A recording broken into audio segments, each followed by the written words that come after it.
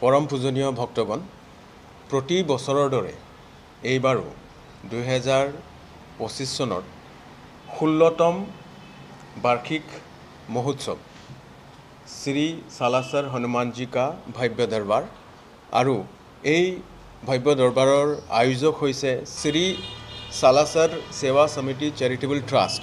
তেখেতসকলে প্ৰতি বছৰে ভগৱান হনুমানজীৰ সালাসৰ দৰবাৰৰ ইয়াতে আয়োজন কৰে আৰু পূজা অৰ্চনাৰে সকলোকে আশীৰ্বাদ দিবলৈ আমাৰ ভগৱানক পূজা কৰা হয়।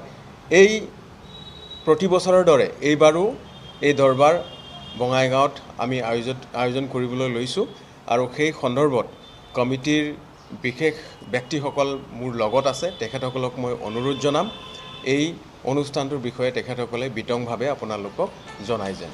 ধন্যবাদ। সকলোলৈ আমি আহ্বান জনাইছোঁ শ্ৰী সালাসৰ হনুমান চেৰিটেবল ট্ৰাষ্ট বঙাইগাঁৱৰ দিনীয়া কাৰ্যসূচীটো অহা 14 নৱেম্বৰৰ পৰা 16 নৱেম্বৰলৈ আয়োজিত কৰিবলৈ ওলাইছোঁ। প্ৰথম দিনীয়া কাৰ্যসূচী মৰ্মে আমি ৰাতিপুৱা 6:15 পৰা শ্ৰী গণেশ স্থাপনা লগতে আমি কলহ স্থাপনা কৰোঁ, যিটো আমাৰ সনাতনী পৰম্পৰা। সেই পৰম্পৰা হিচাপে আমি কাৰ্যসূচীটো শুভ আৰম্ভ কৰিবলৈ ওলাম। লগতে অখণ্ড ৰামায়ণ পাঠ, হৱন আৰু অষ্টপ্ৰহৰ আৰম্ভ কৰিম। তাৰ লগতে হনুমান চালিচা পাঠ আমাৰ কণ্টিনিউ চলি থাকিব। 30 বজাৰ পৰা আকৌ হনুমানজীৰ বিশাল শোভাযাত্ৰা আমি উলিয়াম, যিটো আমি প্ৰত্যেক বছৰে ওলাওঁ। এইবেলিও এই কাৰ্যসূচীটো আমি হাতত লৈছোঁ।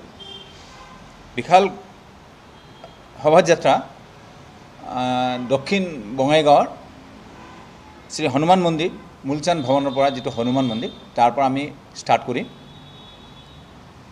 জালান বিবাহনৰ পৰা আৰম্ভ হৈ মায়াপুৰী চিনেমালা হৈ পাগলা স্থান তথা হনুমান মন্দিৰ BOC গেট লৈকে আহি তাৰ পৰা আকৌ আমি গন্তব্যস্থানত আমি সমাপ্ত কৰিম আমাৰ এইটো কাৰ্যসূচী প্ৰথম দিনীয়া।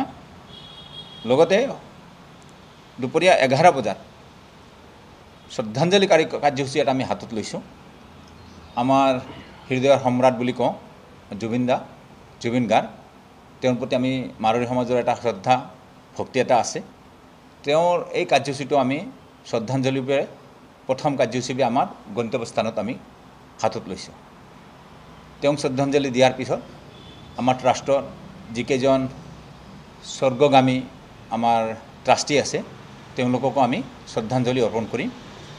এইটো আমাৰ কাৰ্যসূচীটো আৰম্ভ হ'ব আমাৰ ষ্টাৰ্টিং পইণ্টত, যিটো নেকি আমি কাৰ্যসূচীটো 3 দিনীয়া কাৰ্যসূচীটো ল'ম সেই স্থানত। তাৰপিছত 1:30 বজাত ৰুদ্ৰাভিষেক আমাৰ ৰুদ্ৰাভিষেক হ'ব। তাৰপিছত 4:30 বজাত বালাজী মহিলা মণ্ডলৰ দ্বাৰা ভজন অমৃত বৰ্ষা ভজন কীৰ্তন হ'ব। তাতে যেনেকুৱা আমাৰ কীৰ্তনবিলাক কৰিব হ'ব ভজনবিলাক মানুহসমূহ দাঙি ধৰিব। 6:15 বজাত 6:15 আবেলি সংগীতময় সুন্দৰকাণ্ড এইটো গাব শ্ৰী প্ৰদীপজী পুৰোহিত তেওঁৰ টীমটোৱে। এইটো প্ৰত্যেক বছৰে তেওঁলোকে গায় আৰু তেওঁলোকে এনেকুৱা এটা আহিছে শুনিবলৈ বৰ মধুৰ। আশা কৰোঁ সকলোৱে সেইদিনা প্ৰথম দিনা আহিব। দ্বিতীয় দিনা 15 নৱেম্বৰৰ শনিবাৰে ৰাতিপুৱা 7 বজাৰ পৰা শ্ৰী সালাসৰ হনুমানজী কা চোলা স্নান, হনুমানৰ বস্ত্ৰ যিটো কয় চোলা বুলি কয়, এটা আমাৰ অসমীয়াত যদি বস্ত্ৰ বুলি কয়, তেওঁ অৰ্পণ কৰা হ'ব। তেওঁ স্নান কৰা হ'ব, পূজন যিটো বিধি বিধান হিচাপে এইটো আমি কাৰ্যসূচীটো ল'ম। তাৰপিছত আৰতি আছে কণ্টিনিউ, সেইটোৱে অখণ্ড ৰামায়ণ এবং অষ্টপ্ৰহৰ হনুমান চালিচা পাঠ সেইদিনা আমি সমাপন কৰিম। প্ৰথম দিনৰ যিটো ষ্টাৰ্ট কৰিম সেইটো নেক্সট দিনা আমি এই বস্তুটো কাৰ্যসূচীটো আমি সমাপন কৰিম। তাৰ লগতে 9টা বজাত হৱন, পূৰ্ণাহুতি এবং আৰতি, এই 3টা কাৰ্যসূচী আমাৰ 9টা বজাৰ পৰা ষ্টাৰ্ট হ'ব। আবেলি 3টা বজাত পঞ্জাবী মহিলা সমিতিৰ দ্বাৰা, যিটো প্ৰত্যেক বছৰে তেওঁলোকে কৰে, এইটো একচুৱেলি আমাৰ খালি সনাতনী বুলি নহয়, আমাৰ এইটো সমূহীয়া অনুষ্ঠান, তাত আমি বাছ বিচাৰ নাই। সকলোৱে ধৰ্মীয় প্ৰাণবিলাকে আমাৰ ইয়াতে আহে, তেওঁলোকে নিজৰ নিজৰবিলাক ধৰ্মীয় সেইবিলাক আমাৰ আগত দাঙি ধৰে। তো এই পাঞ্জাবী মহিলা সমিতিৰ দ্বাৰা প্ৰত্যেক বছৰে গুৰু সুখমণি চাহেবৰ পাঠ তেওঁলোকে কৰে, আৰু আমি তেওঁলোকক আদৰিছোঁ। তেওঁলোকে খুব ধুনীয়াভাৱে এটা দাঙি ধৰে এইটো তেওঁলোকৰ পাঠটো, আৰু আমাৰ এটা সংমিশ্ৰণ এটা সৃষ্টি হয়, ভাল এটা পৰিৱেশ সৃষ্টি হয়। সন্ধিয়া 5:15 বজাত আকৌ আমি চালাছৰ হনুমানজীৰ আৰতি পাঠোঁ, প্ৰত্যেক দিনে যিটো আৰতি হ'ব।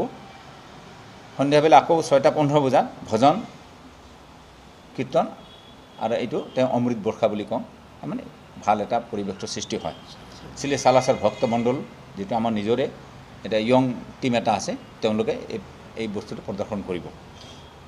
তাৰপিছত আবাৰ নৃত্য নাটিকা, ইয়াত এই কাৰ্যসূচীৰ লগে লগেই নৃত্য নাটিকা প্ৰস্তুতি কৰিব, বিভিন্ন ভংগীমাবিলাক দাঙি ধৰিব, ধাৰ্মিক এটা পৰিৱেশৰ সৃষ্টি হয়।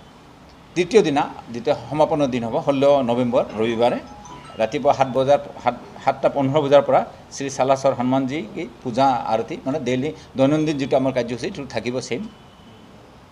9টা বজাত এইটো ডাঙৰ এটা আমাৰ অনুষ্ঠান, স্বামণি ভোগ।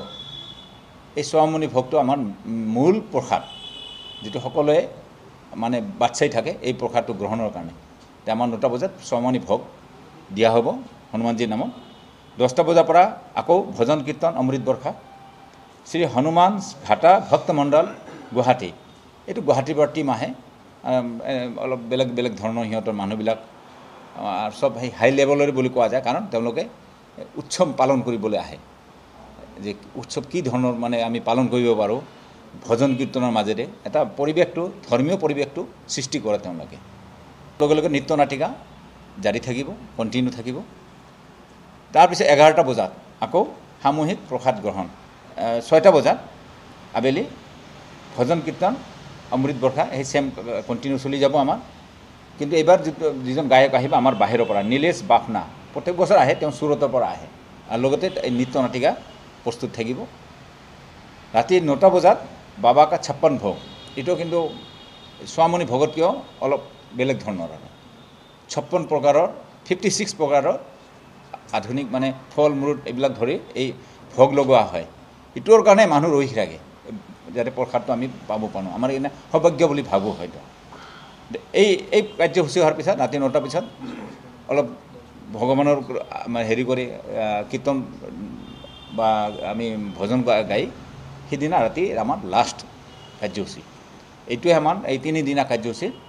বঙাইগাঁও বুলি নহয়, বঙাইগাঁৱৰ আশে পাশে অসমকে আমি অসমৰ ৰাইজকে, ধৰ্মীয় প্ৰাণী ৰাইজকে আহ্বান জনাওঁ, তেওঁলোকে আহক, এই কাৰ্যসূচীটো অংশগ্ৰহণ কৰক, উপভোগ কৰক, ভগৱানৰ আশীৰ্বাদ লওক। এই বছৰ আমাৰ কিন্তু 16তম 16, আৰু আশা কৰোঁ সকলো ৰাইজে, ধৰ্মীয় ৰাইজে ইয়াত অংশগ্ৰহণ কৰি আমাৰ কাৰ্যসূচীটো সাফল্যমণ্ডিত কৰাৰ বাবে তেওঁলোকক আমি আহ্বান জনাইছোঁ, আৰু তেওঁলোকে অংশগ্ৰহণ কৰিব। ধন্যবাদ। जय श्री बालाजी। जय श्री बालाजी। सभी धर्मपरायण भक्तों को जय श्री राम, जय हनुमान। हर साल की तरह इस बार भी 16वां श्री बालाजी का वार्षिक उत्सव, जो श्री सालासर हनुमान सेवा समिति चैरिटेबल ट्रस्ट के अधीन शिवम कॉलोनी बगाईगांव के सामने मनाया जा रहा है। जो 3 दिन का ये कार्यक्रम है, इस कार्यक्रम में 14, 15, 16 ये 3 दिन यहाँ पे भजन कीर्तन, नृत्य नाटिका, नाम कीर्तन के साथ हमारे असम के हिया के आमुठू बोलिए या हम लोग के सबसे प्यारी बोली जुबिंदा का श्रद्धांजलि कार्यक्रम के साथ पंजाबी सुखमणि साहब का पाठ और काफ़ी सारी धार्मिक गतिविधियों के साथ में, जैसे नृत्य नाटिका भी है जिसमें महालया, माँ महिषासुर मर्दिनी और बहुत सारी नृत्य नाटिका आपको देखने को मिलेगी जो धर्म से रिलेटेड है। ऐसे कार्यक्रमों और भजन कीर्तन के साथ हम ये 3 दिवसीय कार्यक्रम कर रहे हैं, जिसमें अंतिम दिन 16 तारीख को पूरे बगाईगांव का हम एक महाभोग देंगे, जिसमें आप सभी आमंत्रित हैं। और मैं ये चाहूँगा कि 14, 15, 16 तीनों दिन आसपास के जो भी आप और बगाईगांव में भी जो रहते हैं वो आके शिवम कॉलोनी के सामने हमारे ये कार्यक्रम होगा, वहाँ आप सभी उपस्थित रह के इस कार्यक्रम को पूर्णतः सफल बनाइए।